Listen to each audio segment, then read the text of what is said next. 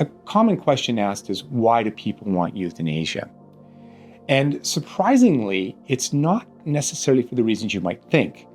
So Health Canada published data on this in 2022, and the reasons have been consistent for a number of years now. The vast majority of people who ask for euthanasia, well over 80% of people, is because they either feel that they will not be able to perform what they consider meaningful activities that they were able to perform prior, or secondly, they're not able to perform activities of daily living. So those are the two most common reasons, this fear of loss of function and what one might call quality of life.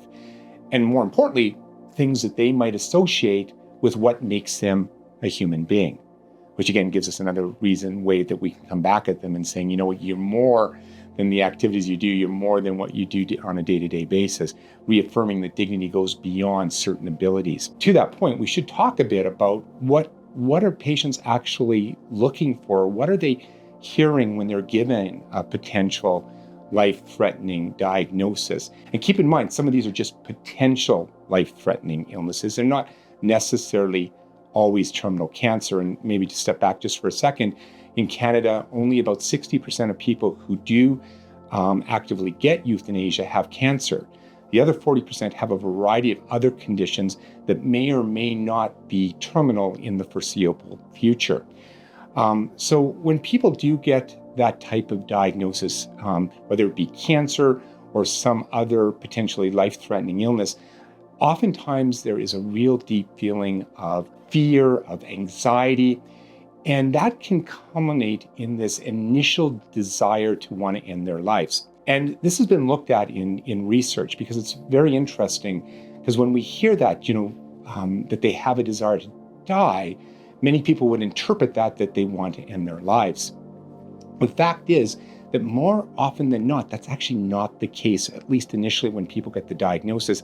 More it's an expression of suffering or just that confrontation with my own mortality that they may have never considered ever in their lives.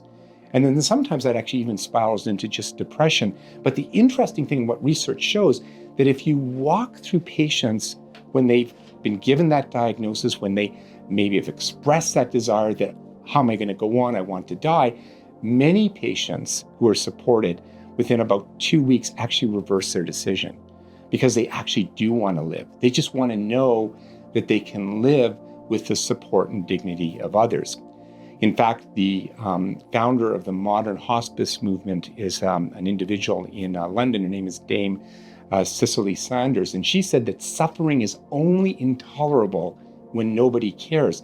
And I think this is what drives, unfortunately, a number of these people thinking that I'm going to be a burden, I'm not going to be cared for, I want to take this a burden away from my loved ones and end my life. And so if we can walk with these individuals as they're going through the process of coming to grips to the diagnosis they've been given, I think there's a lot we can do to give them hope and know that they're not going to be alone as they go through that journey. Beyond that, the two more other reasons why people may ask for euthanasia include fear of pain, which again is not something we necessarily have to fear in the modern palliative care world because we have such effective ways of dealing with pain and suffering when we're dealing with terminal illnesses like cancer and other conditions. And the final reason, if we're looking at the top four, would be losing dignity.